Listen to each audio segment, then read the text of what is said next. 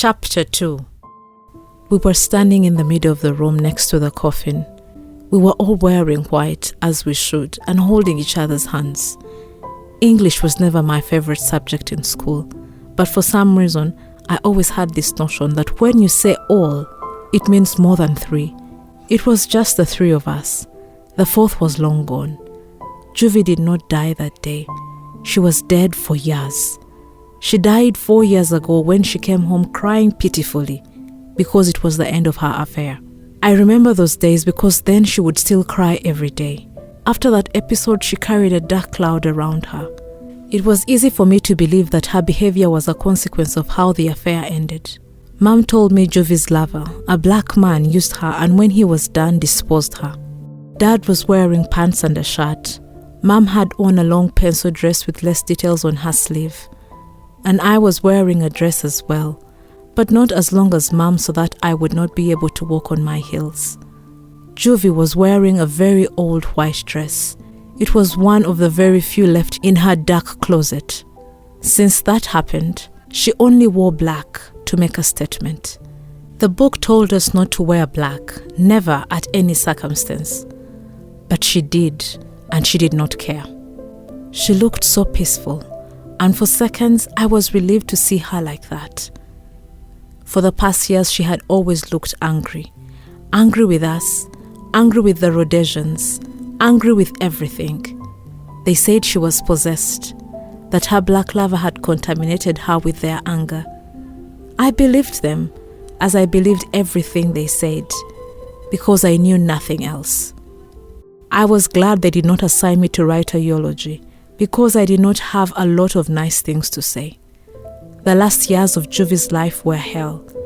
Everyone in town hated her for having an affair with a black man. I didn't know much about what really happened between them, but I know how hard it was for Jodi to cope with everything.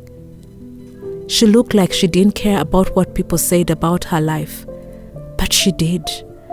I could hear her cry sometimes from her room. However, I wouldn't see it because she never allowed me to see her breaking down or showing vulnerability. She was a shampoo girl. That's the only title she could be after everything went against her. She always wanted to be a hairdresser. I miss her playing with my hair. The owner of the salon would order her to stop taking care of the client's hair and just wash it. This was when she still had the courage to leave home every day and work. But her sadness grew so bad till the point she'd quit and stopped going anywhere at all. On those rare days when she decided to leave the house, they would throw stones at her and call her names. Jodi never buckled at all. She would hold her chin high and ignore them, which made them even more upset. Then they decided to evict her from our land. But they knew they couldn't because Dad was one of the best lawyers. Everyone knew our family, and that's why they kept Jodi alive, at least for a few years. I was looking for Aunt Nolly amongst the mourners, but I couldn't find her. Everyone, literally everyone was here. Everyone who hated my sister, who made her lose client at the salon, and who spread rumors about her. I wanted to leave this room. I wanted to be with my sister wherever she was. I thought about her. She was definitely the kind one. I wasn't. I can truly say I am sincere and frank, but not kind. Being kind doesn't come with being truthful, right? You don't find candor as the definition or synonym of kindness. They are two completely different things. The chapel was a wooden room located at the back of the church, which Rhodesians rented for a few hours to pay their last respect. Pastor Phillips was called to read the eulogy. He had been sitting behind us, but now stood on a small wooden podium, ready to lie about Jodi.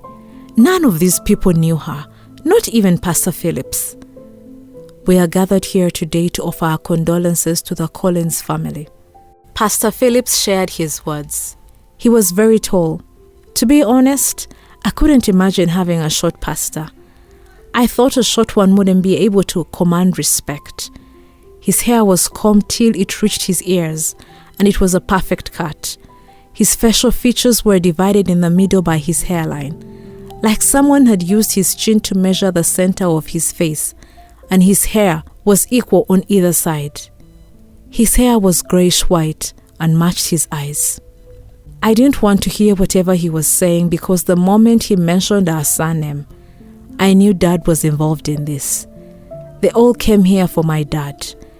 They did not appreciate being on bad terms with him because they needed him when it was time to defend their morality or their lack of it. Dad seemed tired. He wanted to leave. Mom was holding my hand like she knew I was about to lose it. Pastor Phillips kept saying my sister's name, and the more he said, the more I wanted to vomit. You can't mention someone's name like you care when you don't care at all. Finally, he shut up and made a sign for Dad to go ahead and approach the coffin. Dad walked. All the eyes in the room were on him. Slowly, he leaned his face and kissed Juvie on her forehead. He didn't say anything or pray.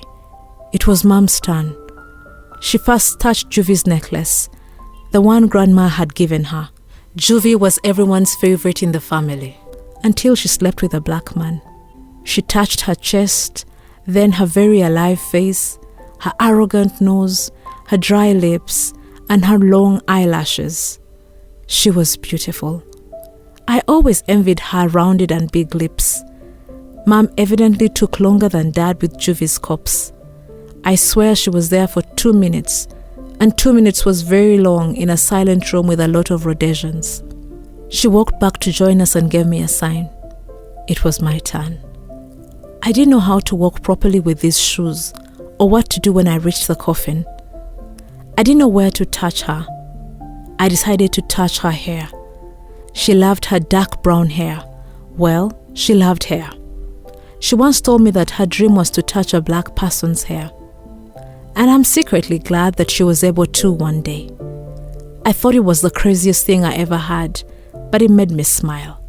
I found myself smiling at my sister's funeral.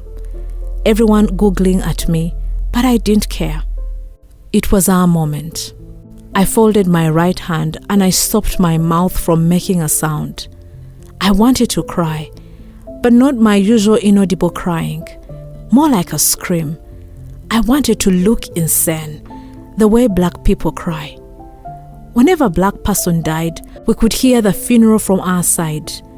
There would be so much noise that we could feel the pain. Tears came down. Not 1, not 2, not 3. I was good with numbers, but I couldn't count my tears. I held the coffin, and I slowly moved back to the center where we were standing. My dad gave me a disapproving look, basically telling me that I shouldn't cry. What is kindness without empathy? Mom reached for my hand again. Now, it was time for the show. That's what they came for. Every person of this land would come to us and pass their condolences. I didn't care to see their faces. Every white face, wearing white, with their white and empty souls. Most of them said the same thing, one by one, shaking my dad's hand, touching my mom's arm, and touching my shoulder. It was like they had rehearsed. Everything was planned. What they said, how they were going to greet us. Such a damning performance of kindness. Aunt Nolly was wearing a skirt, a blouse, and a blazer. She didn't greet Dad for some reason, a reason that I would eventually find out. She held Mom's hands with both her hands and pressed them while looking straight into her eyes. For me, she saved a special hug. She hugged me so tight that I felt sorry for Juvie, for not being here alive, for not having the chance to feel hugs and touches anymore. Come back, Juvie. They were all lined up, and it seemed like the queue didn't end. I didn't remember people's faces, even the ones who dared to hug me. I closed my eyes for 2 seconds to prevent myself from crying. Suddenly, I felt someone shooting me a hug. I knew his smell. It was Theo. I am sorry. He kissed my cheek close to my ear. It was one more sorry from his collection of apologies. I didn't say anything. I felt disgusted. I unlocked myself from his arms and I took 2 steps back. I was high in pain. I avoided eye contact with him. I didn't want this to be about Theo. This had to be about my sister. The next person came and delicately pushed him aside. He started walking backwards, staring at me, trying to see if I was okay. I wasn't okay. I had been to 2 funerals in 1 month. First, I had buried my feelings for Theo, and now my sister. People continued to sympathize with us. I was so tired and I wanted to go home, but I wanted to go home with my sister. A man approached my sister and touched her. I stared at him, trying to see who this person was. I couldn't see his face, as his white hooded jacket covered his face. He not only touched her, but he held Juvie for minutes, longer than my mom had done, longer than me. Who was this person? I kept waiting for him to come to us, but he didn't seem to care about us, only her. He basically didn't leave space for people to approach the coffin. It was just him there. He finally looked at us. I looked back at him, trying to determine who he was. I didn't have a clear picture of his face, but just his eyes. I glanced at Mom to see if she was looking at him. She wasn't. She was busy accepting the condolences on our behalf, since me and now Dad were trying to figure out who this person was. Dad had been calm the whole afternoon, but his face changed abruptly. He was worried. He scanned around, trying to see if others had seen what he saw. What had he seen? The man was wearing baggy clothes and loose pants. He wasn't tall like Pastor Phillips, maybe a bit taller than Theo. He kissed Juvie's forehead, but not the same way as Dad had done. He kissed her like he wanted to bring her back from the dead, like he wanted her to be alive once more. He then touched her hand and kissed it. The more he moved, the more I could see the atmosphere in the room changing. He looked around and he knew it was time for him to go. He glanced at me and gave me a sign. At least I think he did. Then he ran. He ran without looking back. Dad started walking, slowly, not to cause a fuss. I followed him and I could see other people moving into our direction. Dad became tense and agitated. This was his first real emotion throughout the funeral.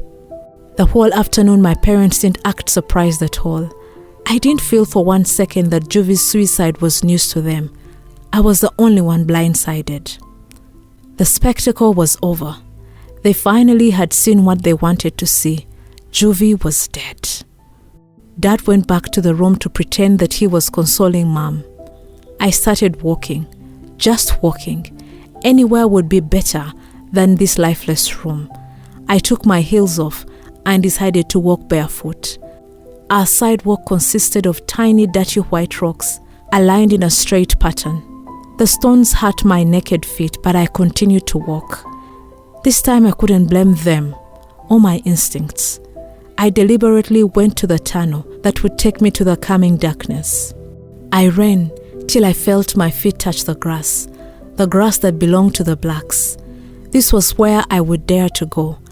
I knew that to finally see them, I had to cross the trees, but for now, this place was enough for me. I sat on the grass. My white dress wasn't white anymore. I felt someone coming closer to me. I wasn't scared. What else could be worse than losing a sister? My only sister. They found her here. They said she overdosed intentionally. She had been inhaling dark plants. I opened up to the person who had come to me. I knew it was Theo. Dark plants, planted by dark people, inhaled in a dark area. Very predictable. I thought the plants were supposed to heal and not to kill. Aunt Nolly once said that whatever you do excessively can kill you. Maybe that's why me and Theo didn't work. I had loved him too much. I know, I had. He sat next to me. Do you believe it? It was the first time I really faced him since that day. Yes, it is possible. He reached for the leaves on the ground, crumbled and threw them away. We were told about love at church. Or maybe even before we are born, before we can speak, we are raised to love. I loved my sister, but when I saw you that day, here, I forgot about that. I thought you taught me how to love, that you were the only definition of love I knew. Tears strew politely down my face, white people crying ways. I thought I was going to run out of love if I didn't have you. I thought my love for you was stronger than anything, but no, it wasn't. My love for my sister was stronger than the love I thought I felt for you. This feeling is stronger than anything I ever experienced. This love that became pain, grief, sadness. Tears came again, stronger than anything. My face was completely red. I wished I was black so my color couldn't change. I am sorry. That's all Theo could say. He looked like he was going to cry, simply for the fact that I was crying. Jovi told me that I didn't love you because love requires sacrifice, but she was wrong. I did love you, and I was willing to sacrifice for you. I didn't have the chance to tell her. I can't tell her anymore. Dad told me not to cry at the funeral, so the tears were bursting, all waiting to be seen. They told us not to drink, smoke, or make love before you marry. They tell us to save ourselves. I tried to, but I was going to give up my voice for you. I was going to give myself to you, sacrifice the only pure thing I had. I could feel his regret in the air. He hated himself for rushing for something so shallow and vile. We can still make this right. I love you. Do you still love me? He carefully and cautiously touched my hand. I am not sure anymore. It was so painful. I closed my eyes and I thought about that fateful day. I could feel the hurt even through the memory. It is still painful. Being hurt by the ones you love. You, Jovi, why? Why did she leave me? I feel so unprotected. She was supposed to have my back. I miss her scrubbing my back. How can I live without her? How? I huddled myself. My words were not coherent. I could barely formulate a sentence. She kept saying this was going to make me strong. Who said I wanted to be strong? I wanted to be weak, the weak sister. She was the strong one. It was hurting so much. I felt similar to being cold and unable to cope with the extremely harsh weather, capable of making you shudder. I don't understand. He looked straight ahead at nothing. His eyes were avoiding mine. I also didn't understand. Maybe I didn't want to understand, but now I do. I also turned to look at nothing, just like him. Did you enjoy it? I teased him. I wiped the tears. My emotions were changing, from sadness to anger. I don't understand, he repeated. He was more confused than ever. He finally had the courage to meet my eyes. I hope you did. I hope you enjoyed, because all that suffering that I had to go through, one of us had to be happy. My suffering had to compensate for something. I felt different. Jovi was inside my body. I felt her strength like I could do anything. You know, I thought you knew me, but you didn't. If you knew me, if you knew my soul, my heart. I stood up. I finally gained the confidence Mom and Jovi could see in me. You would never compensate what he had for something so... I could not describe sex, maybe because I never experienced it, or I couldn't find words to describe the act. Stupid like you. Anger, revolt, and rage came out all at once, from all over me, and I let them out. Theo, the good one, the kind one, the church boy, you chose to have sex with another person, and you think they are not watching you? I looked up at the sky, and I laughed. It was an evil laugh. I can't believe that at one point I thought you were better than me. I would tell myself I need to be so kind as Theo. You are just a coward. My sister had to die for you to come here. I screamed at him. I started walking. I didn't look back. This time, I didn't want him to follow me. Back to the house. It was dinner time.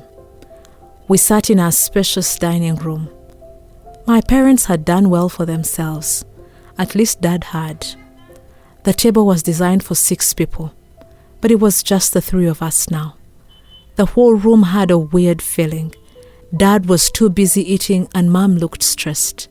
All her emotions that she prevented from revealing themselves at the funeral came now. She couldn't eat. She pushed her light wood plate to the side. Even though we ate the same type of vegetables almost every day, today the meal was so tasteless. Dad, what happened to Juvie? I held my spoon and decided to play with it, hoping he would answer. How could he eat without her? Jodi? Mom interrupted me like she always does, as if Dad was this important person that couldn't be bothered to talk. She looked at me and gave me a sign that we shouldn't talk about it. It took me time to understand why people couldn't talk about certain things. I only understood it when they started querying me about Theo, and I would avoid the conversation because it was hurtful just to think about him. Your sister is in a better place now. He continued to eat, slowly swallowing his food. Who was Dad to decide that? Which better place? Which better place? I dared to ask him. I was terrified by my dad. How detached he was from us was creepy. You should read the book. You should attend book study. Learn more about us and our history. He touched Mom's hand, meaning it was a unanimous decision. I want to know what really happened to her. Before, not now. My voice was shaking. I was about to cry, but I couldn't cry because Dad was the worst person to cry in front of. He was the type to look at you and not offer the slightest bit of consolation. Your sister made her choices, then she had to deal with the consequences. He stopped eating and faced me for a few seconds. What choices? What consequences?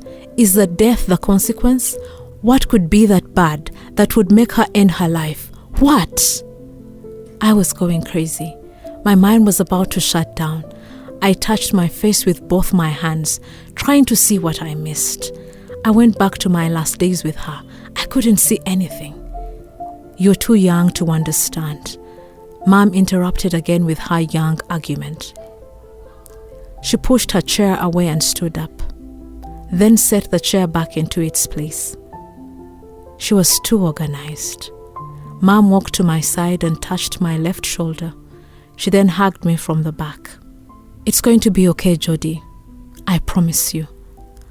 From my mom's voice, I could tell she was feeling something totally different from me. She really believed that Juvie's death was the best thing for her. Mom was not devastated. Not at all. I know I have no idea how it feels to bury your own child, but her demeanor was inconsistent with someone who was suffering. It seemed like she missed her, but nothing more, as though her daughter was just temporarily absent and not dead. I didn't want to hug Mom, because hugging her was agreeing with her belief that death was better for Juvie. Pastor Phillips came to the house several times. He would stay a few hours in the office talking to Dad, then join Mom in the kitchen for coffee, and finally come to my room. All the years that I had known him, he never came upstairs or to our rooms. He had to because I had embodied Juvie's ways, and like her, I wouldn't leave the room. He knocked at the door. I let him in. What happened to your face? He could see from the door the bruises on my face. He rushed to my bed to see them better. I had nightmares. That was the only explanation I had. I moved up from the blankets so I could properly sit and talk to him. You can't do that to yourself. Your sister chose her destiny. You need to live your life. He opened his hands, making so many gestures while persuading me to fight for my life. When is this going to be over? I don't know, but you need to fight. You can't stop fighting the way Juvie did. I didn't enjoy the way he mentioned my sister's name. I don't know why. I just didn't.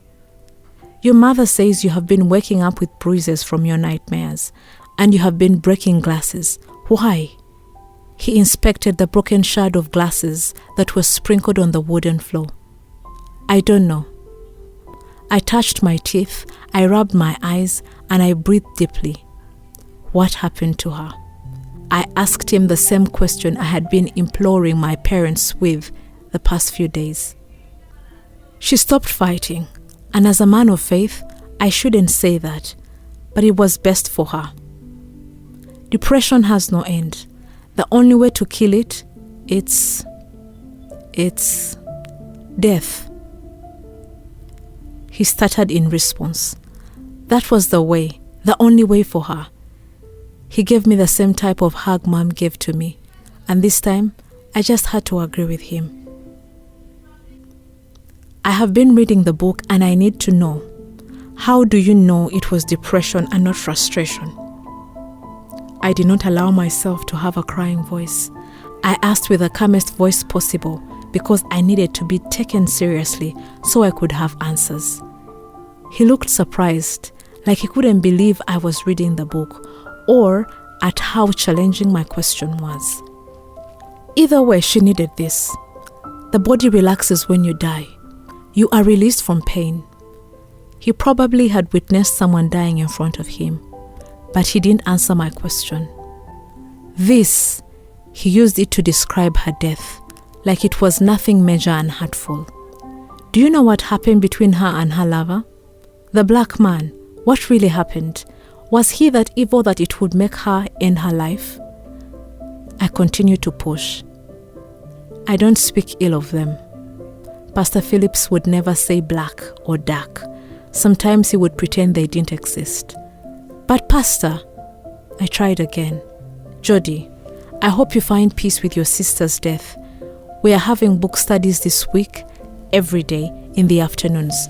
Please come to church. It will help you. He interrupted me. He touched my head and slowly left my room. I yearned to be left alone. I was tired of having to beg people to explain to me what had happened. I continued to have nightmares every day, and they looked so real, so much that I was having panic attacks. I would break the glasses and throw the pieces around the bed to protect me.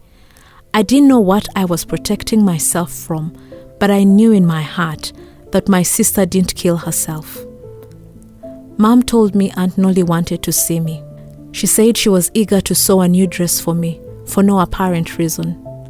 I assumed she was just trying to make me leave the bed. I took a very long and hot shower and I wore one of Juvi's dresses, a light pink one, decorated with pretty flowers. I don't know what I was trying to do, but I wanted to revenge for my sister. I could see people staring at me as if I was her, but my blonde hair, blue eyes, and lifeless lips would give me away. I just wasn't Juvi. Aunt Nolly's house, the most beautiful one in town, was a square grey house with perfect window shapes and flowers dotting the walls. She saw me through her living room curtains and came rushing to the door to hug me. Needless to say, Aunt Nolly was a hugger. She pulled me in and led me to her tailor room, excited to see me. Jodi, my darling, how are you? How have you been? She made space in the room so she could take my measurements. She loved seeing my body changing. She once told me I didn't have calves yet, and that had hurt so much. I never told her how I felt about her comment because I knew she meant no harm. I forgave her minutes after anyway, because I loved my aunt so much. I'm okay, I smiled. She was the first person to acknowledge that a death happened. Everyone took Juvi's death as something normal. I am glad you're strong. Stand here. I want to take your measurements, she ordered, and pointed to the step in the middle of the room. Aunt Nolly seemed as if she was always in a hurry. She was very clumsy, completely different from Mom. Can I see the drawing of the dress? I undressed while asking her. I was a bit scared because Aunt Nolly seemed to have an extravagant taste that was not for me. Jovi would love her designs, but not me. I preferred something simple and wearable. I haven't designed it yet, but I want something different for your prom. She smiled and spread my arms wide like I was a doll.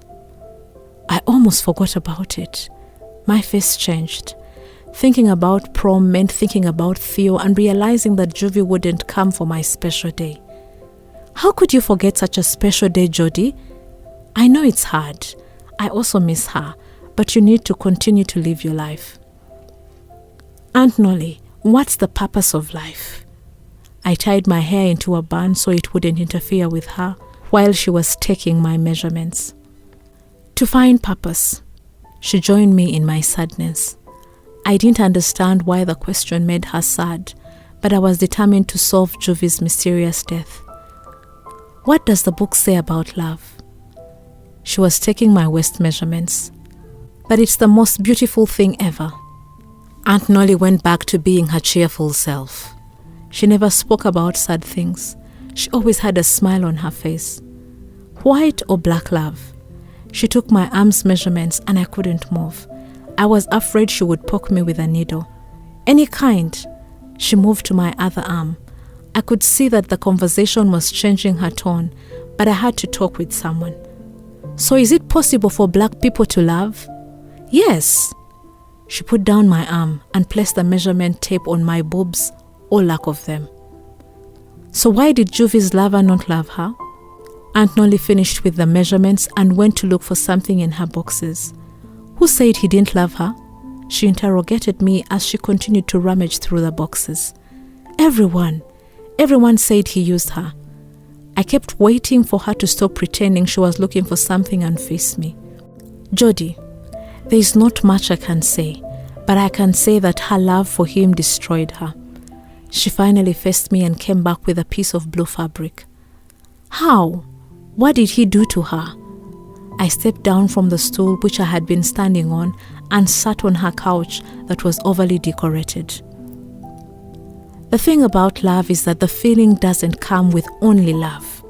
Love comes with shame, pride, anger, pain. You know when you talk about food that you have tasted telling others who have not and they look clueless? Hearing Aunt Nolly describe love felt exactly like that. I think I understand. I am learning to understand that. Can you tell me more, please? I could see it was breaking her to talk about love. You see, Jodi, it's not only love. Everything in life asks for pain. You need to go through pain in order to reach happiness. For example, losing your virginity, having a child, even though there are different types of pain, it is pain. After you endure it, you reach a level of happiness that is so profound. Something good always comes after pain. Jovi didn't endure it. She couldn't take it. Love and happiness are for the strong ones. It broke Aunt's heart to say that Jovi was not strong, but maybe it was the truth, and we all had to come to terms with it, especially me. So I guess he didn't do anything to her. She sat next to me on the couch. Who? Her thoughts about love took her far away. She almost forgot what we were talking about. Her lover? No, Gunda didn't hurt her in any way, or not intentionally. He actually gave her a few moments of happiness before she passed to the afterlife. She was as honest as she could be. She owed that to my sister. Someone had to tell her story. You know him? I was excited. I finally knew his name. Gunda, the one my sister loved so much, till the point she killed herself. Yes, your sister used to talk about him all the time. I never met him in person, but through her stories, I think I knew the kind of person he was. She stared into space, maybe trying to remember the things Jovi would say about Gunda. A good person? I cross-examined her while she was staring in space. Yes. When she answered, I felt my whole life was a lie. Wait, Aunt, would you say that not all blacks are evil? I sounded like Dad. I once went to one of his court trials and he looked so smart, inquisitive. I don't think Dad is kind, but he was definitely smart, at least for a white person. Yes, it continued to look more like a trial and I was the judge. Aunt, if you know they are not evil, why aren't you doing anything to help them? I became angry. It's not my battle. I have my own demons. I can only say that it's better like this. Our people, their people. We should be separated. It's better for everyone. For who? My anger rose, and my hands could show it in the way they were shaking so much. For you, for Jovi, for Gunda. She stood up from the couch and walked around the room. It's been a long time since I have been unhappy about myself. And if I talk about these things, I will go back to those days. And I don't want to. In other words, she was telling me she didn't want to talk about it. I didn't know my aunt used to be unhappy. She was the happiest person I knew. If not all black people are evil, it's possible that not every white person is good, correct? I ignored her attempts to stop the conversation. She was the first person I was able to claim answers from. Yes, no one is absolutely good or absolutely evil. To say someone is evil is to say that they have no possibility to redeem themselves. To say someone is evil is an ultimate accusation. Who are we to say someone is beyond redemption? We are not entirely benevolent. They are not entirely malevolent. If we were good, how can you say others are evil? Someone who is evil has completely rejected every possibility of redemption. They have turned their backs to everything that is good, and that's not the truth about them. She stood with hands akimbo. Aunt Nolly kept preaching and preaching, and I just listened. I didn't know most of the words she used, but deep inside me, I understood everything. I think I understand it now, but why are they labeled as evil? Why do they need to live with that reputation, that image? Why are we the ones who are labeled as kind when we are not completely good, and we even degrade others? I got dressed. One thing I learned about this land, this white land, is that it's okay for us to be evil, as long as no one exposes each other. Aunt Nolly closed her tiny eyes. It's not fair, what we are doing to them. I rubbed my forehead. I had developed a slight headache. Jodi, life is not fair. It will never be fair. What we did or are doing to them is done. There is nothing we can do about it. We will always win because we have the majority of the land. We have education, resources, power. She sat down and crossed her legs, one over the other. Aunt Nolly had long legs, just like me. No, there is a lot we can do. If it wasn't for this segregation, Juvie would still be alive. My unspoken words that she was weak seeped into the air. Like I said, it's not my battle. I can only tell you that your sister tried. She really did. She faced the whole town. She never hid that she was seeing a black man. And at the end, what happened? She looked out through her window, basically telling me what I always suspected. Rhodesians had killed my sister.